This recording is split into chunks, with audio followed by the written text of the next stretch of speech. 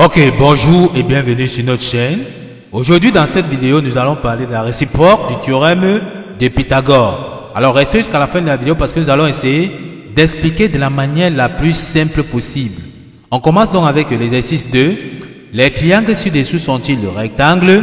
On voit donc notre triangle ici. On voit comme nous avons à faire un triangle ABC. Il est question de savoir est-ce que l'angle ici en A est un angle de 90 degrés.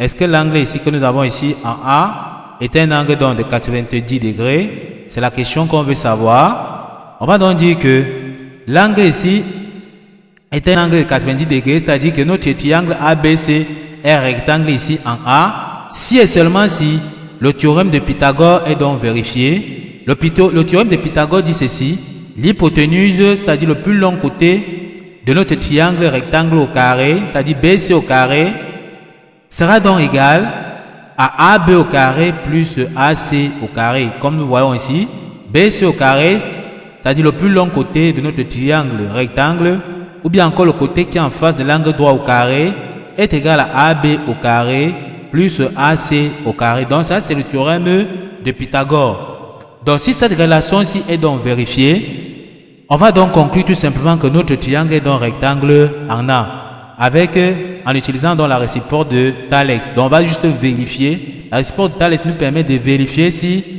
le théorème de Pythagore est confirmé. C'est-à-dire est-ce que AB au carré plus AC au carré est bien égal à BC au carré. Ok, on va donc savoir. On prend donc ici notre AB. On a donné AB ici qui est 6 cm. On vient ici, on remplace AB par 6. On a donc 6 au carré. On remplace AC aussi par sa valeur qui est 7. AC au carré, ça nous donne 7 au carré, égal à BC au carré. On nous a donné B, c'est la longueur de l'hypoténuse ici qui est 10. On fait donc 10 au carré.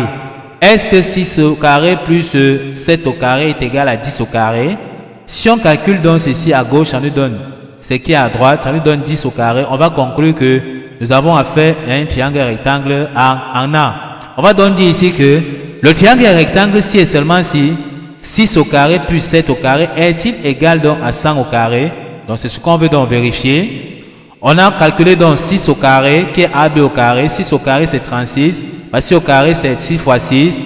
7 au carré qui est AC au carré c'est 49.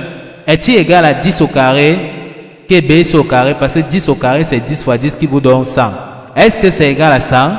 On calcule donc 36 plus 49, ça nous donne 85. On voit bien que 85 est différent de BC au carré qui est donc 100. Parce que 85 c'est AB au carré plus AC au carré que nous avons vu. Et BC au carré c'est 10 au carré qui vous donne 100. On voit que 85 est différent donc de 100. On peut donc tirer une conclusion à savoir AB au carré plus AC au carré est différent donc de BC au carré.